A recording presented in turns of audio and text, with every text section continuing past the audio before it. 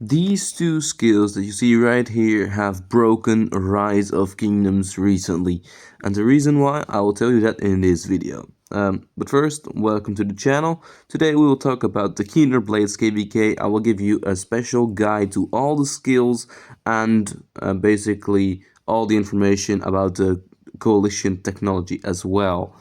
I'm gonna try to keep it short, so let's read the skill. Stealth is when your commander troop has been in combat for 5 seconds or has not been, then you enter stealth mode. Basically, when you take damage you get out of stealth mode, or when you attack someone you get out of stealth mode. And when you're in stealth you are invisible, and once you go out of stealth mode you gain 700 rage. When you upgrade it, when you go out of the stealth mode you also get 30% damage for 10 seconds, all damage, and 20% march speed in stealth mode. So basically it's the same as the Ark of Osiris skill that will that also do the same, like it does the same with the units. You get invisibility and march speed and all damage. So it's basically the Osiris League skill but just for your own march. Then Devastate is the most insane broken skill ever.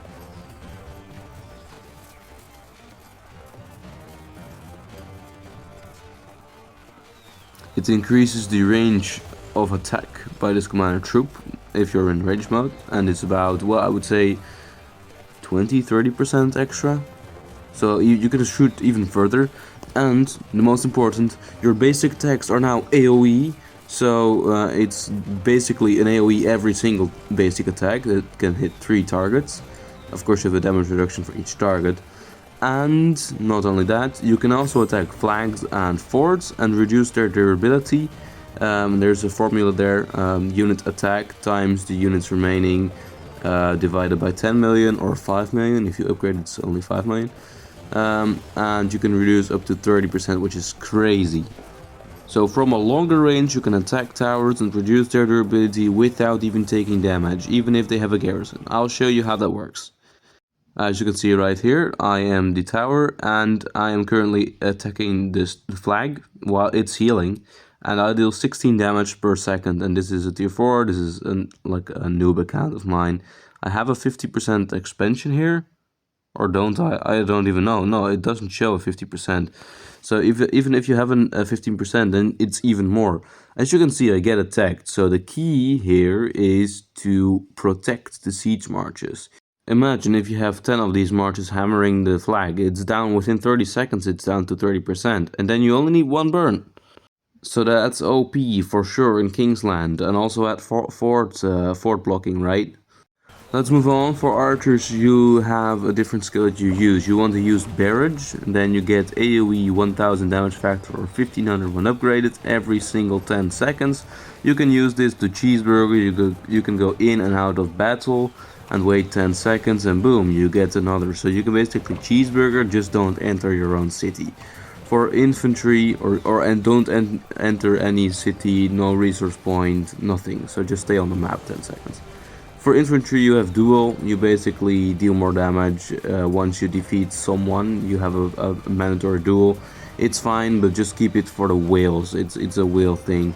For the other one that people should choose, normal people, just choose Breach. You get some extra counter-attack damage, and you get every 10 seconds you get the shield, which is pretty cool. It's basically damage reduction every 10 seconds, which is pretty nice.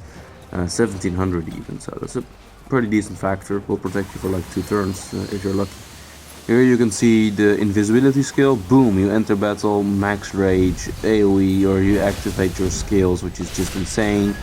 And you can leave battle, wait 10 seconds, or 5 seconds in this case. You gotta be out of battle for 5 seconds. You see the cooldown timer, and then you go into battle again, and boom, you get the 700 rage and the buff and everything. So you can use this to cheeseburger. You can do the same way with the archer skill, because it says 10 seconds, not 10 turns. So every 10 seconds you get this little buff, and boom, you get the rage, as you can see. So priority skills, first you go with the cabs and the siege. It's very important. I don't care how big of a spanner you are, you as a kingdom are gonna need those siege marches. You don't even need a siege march as long as you have 200k or like 400k plus. 200 is fine. Siege, tier 4, tier 5. Then you can use the skill and reduce the flag durability, which is just insane. You need it as a kingdom. Then of course scabs are pretty important, and the rest, I mean, archer and infantry are kind of Fs, right? Not very powerful skills, but archer is a little bit better, and infantry is pretty cool, but low priority. No need to, yeah, I would prioritize the cavs and the siege. So let's go over the tech now. We're gonna do this quick. First, here we have the bumper season. It gives you gathering speed, don't need damage bonus to barbarians, don't need tech tokens earned. It's cool, you need this when you gather, so you want to max it. You don't want to max this because it has a 1500 limit. Yeah, you get 20% extra tokens, but there is a 1500 daily limit, so if people are chaining, you reach that limit anyways, and there's no need to upgrade it to level 20.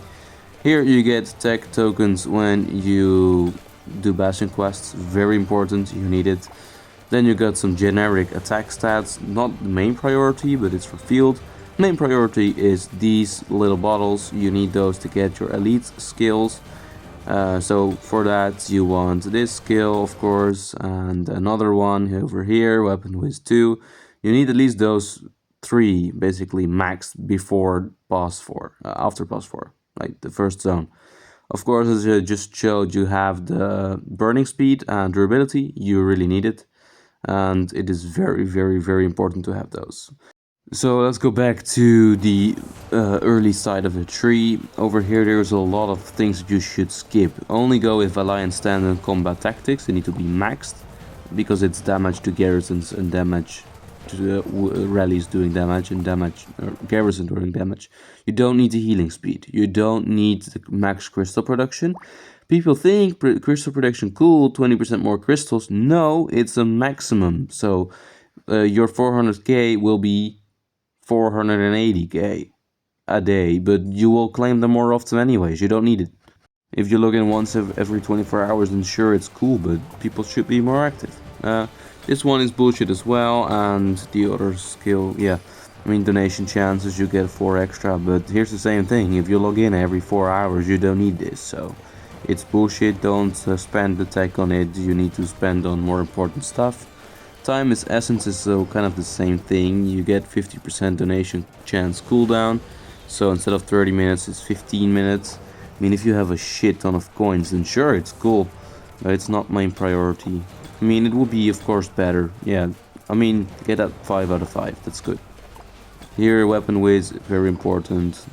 Combustible, as I said, important. Burning speed, durability, very important for your structures.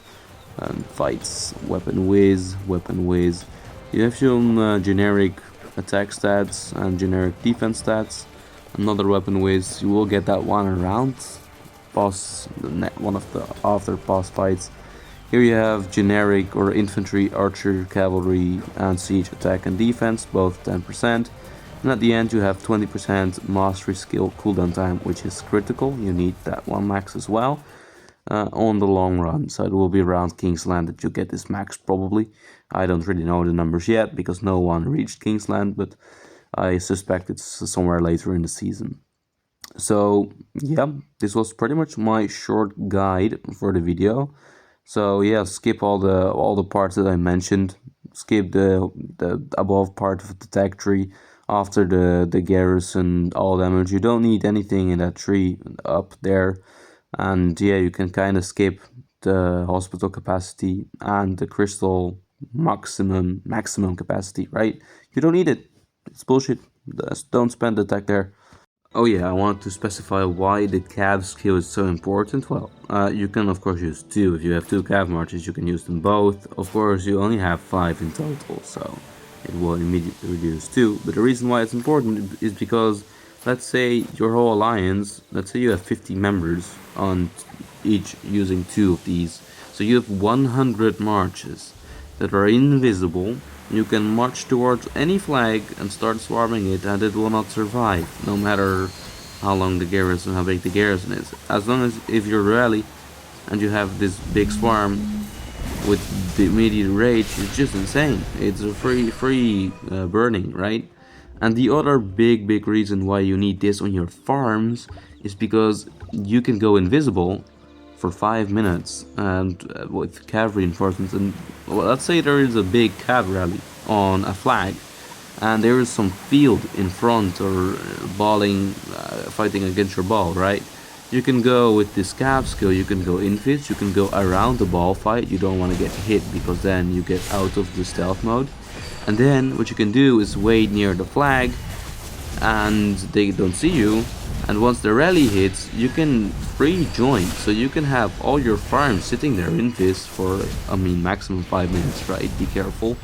And then you can infinitely join the cav rally while in this, which is just nuts.